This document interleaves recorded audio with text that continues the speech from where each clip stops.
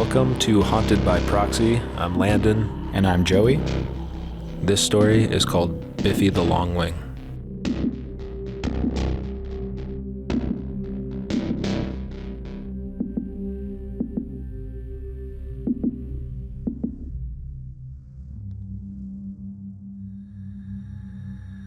First, I should start by telling you some stuff about me, as it will help you understand exactly who and what I am, and how it all went so wrong. I started my undergrad 3 years ago at a nationally ranked university for veterinary science. I won't go into too much detail, but I just want you to know that I am in school to be a vet. I've loved animals ever since I was 3 years old. I once found a bird outside my house. It was red and yellow. I had never seen anything like it, with a cut in its wing.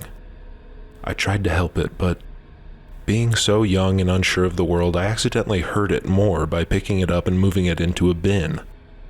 I thought giving it a bath would make it better. After all, it had always worked for me at that age when I didn't feel well, so I filled the bin up with water. Needless to say, I accidentally drowned the bird.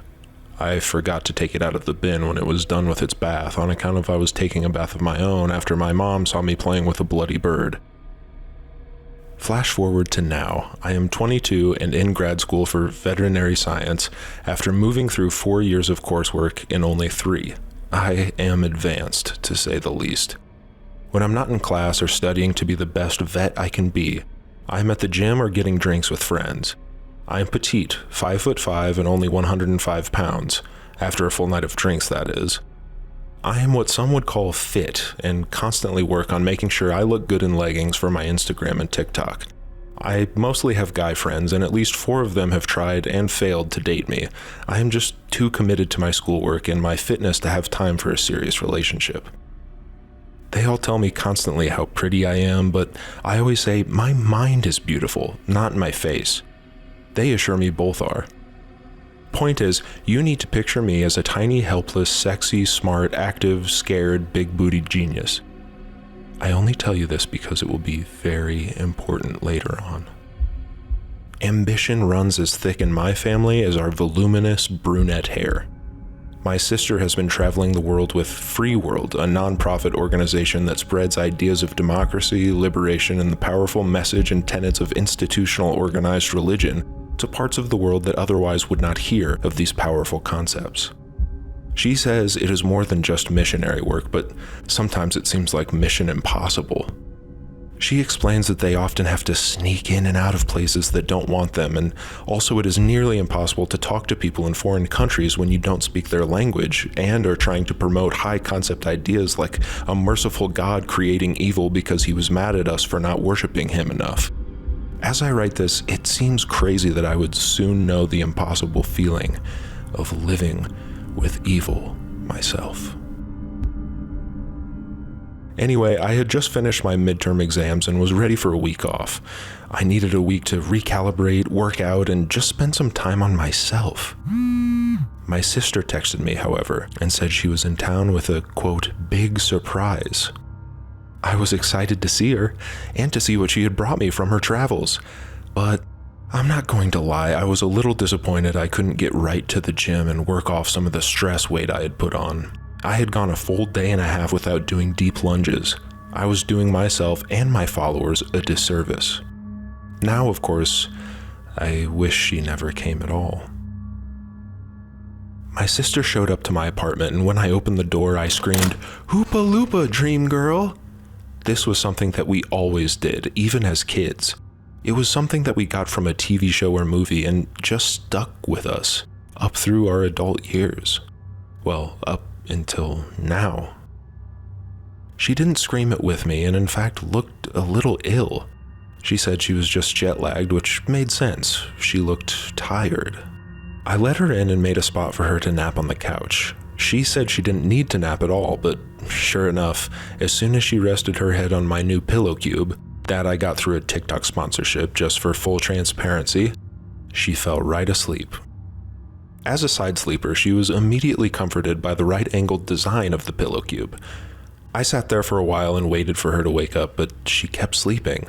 I realized I could sneak in a workout while she slept, so I charged up my phone for a bit and then ran out to the gym.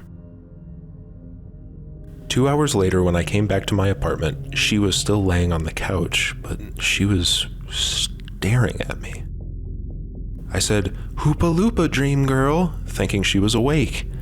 It was a little unnerving as she continued to just lay there, still as can be, as if she were asleep, but staring at me. I got a little worried now and went up to her. I had to chuckle. She must have been so tired that she's asleep with her eyes open, I thought to myself. I got up by her face, whispered, "Hoopa Loopa, dream girl," and then hit the showers.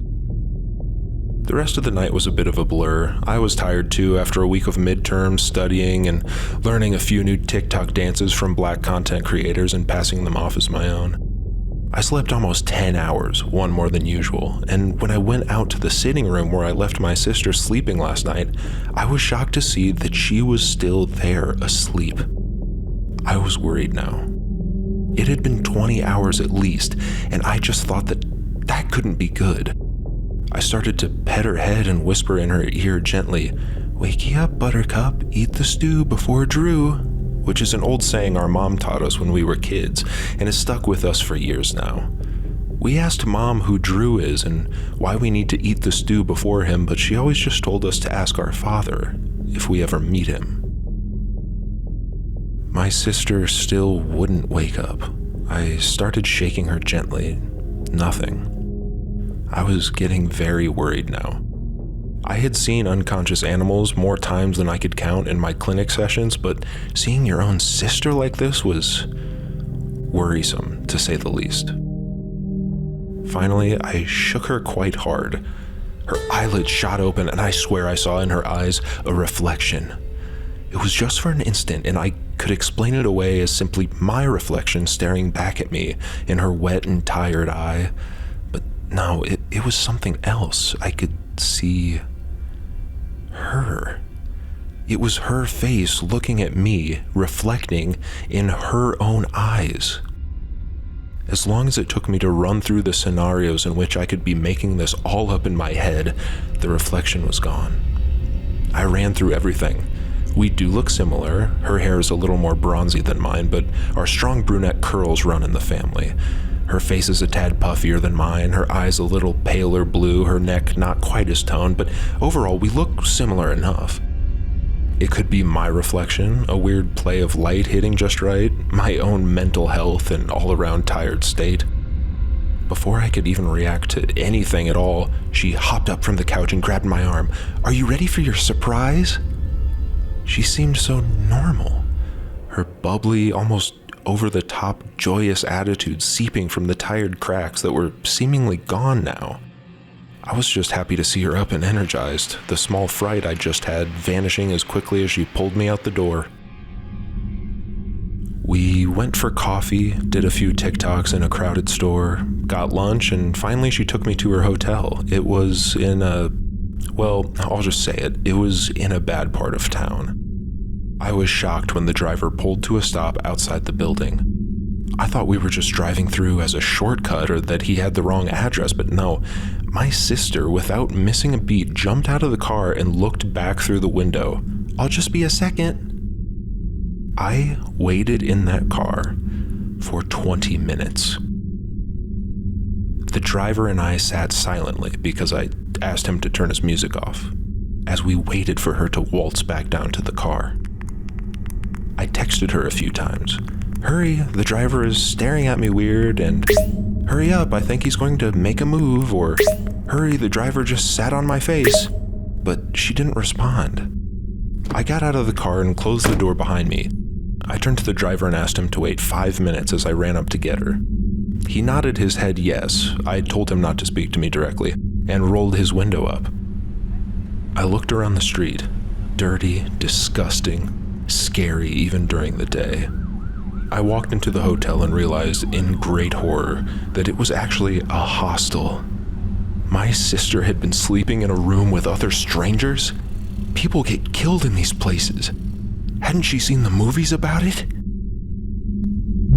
I should note she probably had not because of her moral and religious code. I saw it when I first got to college and my friend Tim asked me to his dorm. He tried to kiss me, but I couldn't stop watching the movie, and also I was not ready to commit to a kissing during movies relationship. By now you know I had much bigger ambitions. My studies and my booty. Remember, I'm very hot. I walked down the hallway, realizing I had no idea what floor she was on, let alone what room. There was a strange, wet substance on the floor, a trail leading to the elevator. For some reason, I felt drawn to follow that trail, as if it was left for me. It looked like squid ink or some other secretion from a cephalopod. I've seen this substance before, or so I thought. I got in the elevator and saw that the ink stopped there. The trail entered the elevator, up to the farthest wall from the door, and then stopped. I deduced there was nowhere else for it to go. I looked at the buttons and saw none of the numbers for the floors lit up except one. Floor 6. I sighed and hit it, thinking again that I was called through some order of power higher than my own to follow this trail of out-of-order lights and squid ink-adjacent substance squirts. The elevator groaned to life, sounding like a wincing brown bear as it falls to its back in pain or ecstasy, situation depending. The doors slid shut, much too slow for my liking. The ground beneath me jumped and then skittered, then slowly assumed a steady ascent. My stomach turned over as each floor passed me by, different smells and sounds from each rending a hole in my gut like an armadillo's burrow, as far as 15 feet deep, into my soul. Finally, the elevator moaned and croaked to a stop, a Kauki frog warding off impending doom. Excuse all these metaphors and similes, I just can't turn off this part of my brain. The part that thinks in terms of animals, in terms of life and survival, in terms of what it means to be alive. The doors opened to the 6th floor, and as soon as they did, I spat. Not like a llama, more like any other mammal when confronted with dread, anxiety, or poison. I wiped the spew from my lip and felt the tenderness in my abs, the kind you can only really feel after a good vomit. I resisted the urge to catalog my trip down the hall to TikTok, as I didn't want anyone to know my sister was either stupid enough or poor enough to be staying at a place like this. I did really want to see how my abs looked, though. The hall looked less scary through the lens of my camera phone. I still didn't know where my sister was. What room? Was she even on this floor? I looked to the floor again and saw the trail of ink. It was shimmering under the light of my camera. It looked less and less like any animal substance I had seen before. I now noticed a tinge of blue, almost a varicose vein of tenderly liquid slipping its way down the gross and disgusting carpet. It finally met up with the door. Room 665. I looked to the door across the hall from it. Room 666. I shuddered. Sister? Hoopa Loopa, I called out uneasy, barely audible in fact. It took everything in me to open the door to room 665, but again I felt a deep call to do so. My sister could be in there. Let me describe this room because you have to know the layout before I can even tell you what happened. It is vitally important to your understanding of the rest of my story from here. Once you enter the room, there is a short hallway to a larger open space. In this space are 4 beds, 2 on top of 2. Bunk or lofted beds, I guess you could say. In between each set of beds is a desk. Each desk has a lamp. Each lamp has a green lampshade. On each of the 4 walls of the room is a poster of a famous movie. I can't say what movies, and honestly, I don't think it really matters, but it was strange to me that there were posters for movies. One of them was for a Martin Scorsese movie, but the eyes of the character were all gouged out. Also, each bed had a pillow. Every second bed had 2 pillows, and those pillows had a yellowish-green cover, except one bed. One bed, only had one. The other covers were white. There was a door to the left of the rightmost bed set, next to one of the desks that led to a shared bathroom. Hopefully I made this all as clear as I can see it in my head, because it will need to be for you to even get close to imagining what happened next. I went through the bathroom door to that shared bathroom I mentioned. It was completely dark inside. I flipped the light switch, but nothing happened. Well, the fan turned on, but no lights. I couldn't find another light switch, so I assumed it was just the one and that it would turn on both the fan and the light if it worked properly, but in this case, it didn't. I pulled up the flashlight on my phone and shone it through the room. Sink, toilet, shower. Behind the shower curtain, I could see a shadow, or more accurately, a silhouette. It was a little shorter than me. Not quite as curvaceous, and just being honest, slightly more rotund. It was my sister. I could tell that shape anywhere. I said her name, but she just stood there. I moved closer to the curtain, slowly reaching for her to open it. I was steeling myself for whatever prank she was about to pull, jumping at me or screaming or... A bat flew out of the shower. Right as soon as I opened the curtain. There was no sister, no average-looking woman, no nothing, except a calamitous, chittering Chiroptera. Its wings were huge, suggesting a Pteropodidae, a megabat, but I still couldn't completely make it out as it slashed through the air and squelched and screamed. I made chittering noises with my mouth to mimic a typical Chiroptera call for calm to no use. It flew through the door and out to the open space. I carefully followed and watched as it did the most curious thing. It flew quickly to each yellowish-green pillow on each bed and left droppings, or guano. It was fertilizing the beds on which my sister and 3 other strangers rested their heads. My phone started buzzing and I looked at it. My sister was calling. I fumbled the phone trying to answer. Finally I did and said, "What is going on? Where are you?" And she calmly and joyously and annoyingly said, "I'm down in the car. Where are you?" I looked up at the bat. It was gone. I walked back in the bathroom and flipped on the light switch. It worked. The bathroom was disgusting. But it was just a bathroom. "Hello? Hello?" My phone was crying out. I held it back up to my ear.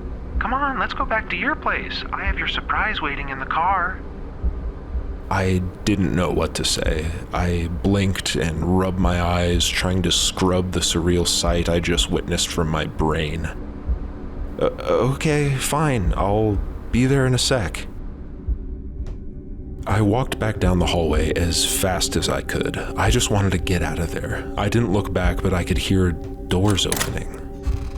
People looking at me? Was everyone in this place in on some weird bat ritual? The hallway felt longer than a football field now. By the way, I really love football. I always watch games with my guy friends on the weekends when I'm not at the gym. I took out my phone and started acting like I was doing a TikTok update. I then figured I might as well do a TikTok update. #ScaryTalk is huge. In the front-facing camera view, I saw everyone behind me who was staying on that floor, looking out of their doors at me as I walked the longest walk since Billy Lynn's at halftime. Look it up. I finally got to the elevator and hit the button. I continued looking at my phone and updating my followers. I flipped the camera view and looked down the hall. I gasped when I saw everyone was walking towards me. I hit the button on the elevator a bunch more, the door close button, everything to escape the impending mob of ritualistic bat fanatics. The doors shut just as one guy was reaching his hand out. I didn't know if he was reaching to grab me or to ask for some sort of offering. All I know is I was happy to leave. The elevator screeched to a stop at the first floor and the doors took their time swinging open. I was greeted with a mob of more dwellers, but they left an open path. They just huddled in tightly, stuck to the side of the wall so that one body could fit through, mine. I should say probably 2 bodies of my size could have fit through, maybe 3 on one of my fasting days. I slowly walked out of the elevator, my cocoon of safety, or so it felt like for that 2-minute ride from floor 6 to floor 1. I only glanced slightly out of the corner of my eyes at their faces as I passed, like I would walking down the street in a bad neighborhood. I didn't see much, but I could tell that something was off about their eyes. The irises were paler than they should have been. The whites of their eyes were pink, bloodshot and pink.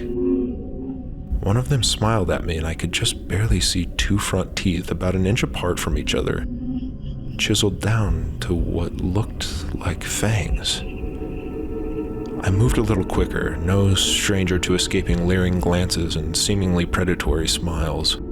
I think my time as a beautiful, intelligent, and confident co-ed was a sort of ethereal alignment of destiny for this situation. I flashed just enough of a grin to make them not feel like they'd been admonished for looking, but not enough to make them think I was entertaining their approach.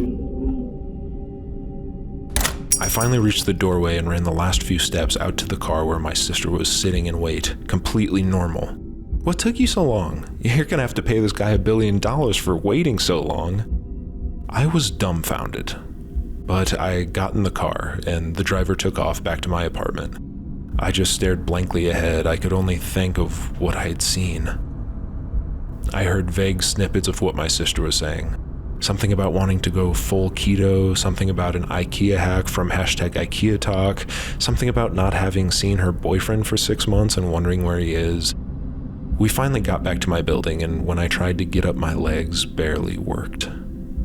I felt like I had been hit by a train, or kicked by a macropodidae, or as you might call it, a kangaroo.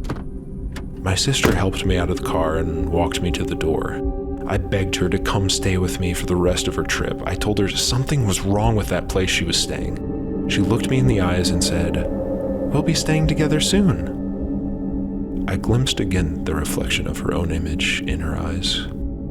I couldn't speak anymore. I grabbed the door to my apartment building and held on tight as I opened it. I began to fall again and my sister laughed. "Oh, come on, I'll help you up." When we finally arrived at my apartment, she helped me open the door and brought me in to the couch where I collapsed immediately. Everything was hazy, like a fog was encroaching in the middle of my vision, a vignette of blur that was slowly overtaking my view. The last thing I remember was my sister staring down at me, smiling a huge grin, but I could see something seeping from her eye. Was it black? No, but it was shiny. A glimmering tear rolled down her cheek. Then a sort of yellowish green color took over my almost entirely fogged vision as I could feel my breath shorten and shorten more. I couldn't struggle though. I had been too out of it. Something smelled really bad, I do know that. And I could hear something like leather, big leather sheets flapping in the wind. On the most windy day you could imagine. Flap, flap, flap. When I woke up the next morning, I felt completely normal, well rested even. But I looked at myself in the mirror as I always did first thing, and I didn't really feel like myself. Then I heard a flapping leather sound again, coming from my bedroom. I forgot to mention, my apartment overlooks the campus where I go to school. It is a 3-bedroom, 2-bathroom on the top floor of the biggest apartment complex downtown. I got to my bedroom and the door was closed. I could hear some chittering noise. A familiar noise, to be honest. I put my ear up to the door and heard that same leather flapping sound, a high-pitched chitter, and the rush of air that could only be made by pushing and pulling the wind around you if you were to flap your big wings. If you were a bat. I tried calling my sister, but she didn't answer. I tried her 100 times and infinite more since. Actually, I haven't heard from her in years at this point. The last thing I saw of my sister was a note she left on the new pillow she gave me that sat on my bed. The one I finally saw when I mustered the courage to open that door to my bedroom. I've copied the note verbatim here. "Hey sis, this is your new pet. I picked him up in my travels and thought of you immediately. We both took different paths, looking for answers to our questions of identity and where we belonged in this world.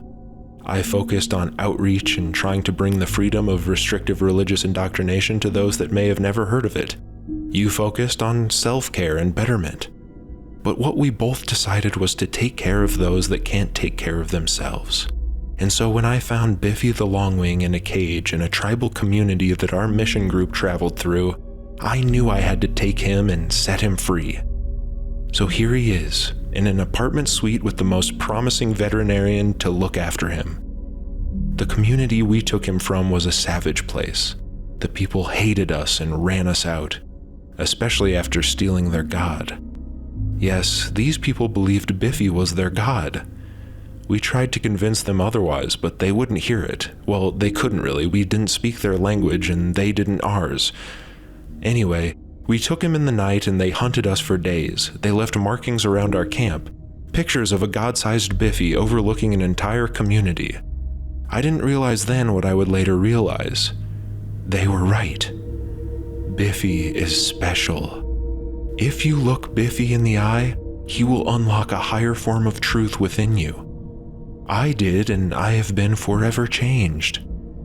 On the back of this note is the only care instructions you will need to unlock the truth and to help Biffy with whatever he needs. See you soon. Hoopa Loopa, dream girl." I turned the note over and read, quote, "Look into his eyes, accept him in, and always clean your pillow." I looked up at the bat, perched on the bed. It stared at me, I stared at it. I opened my mouth and croaked, "Biffy?" It cocked its head slightly and raised its wings. It levitated there in front of me, flapping periodically to maintain his altitude. I looked into his eyes and saw her for the last time. My sister.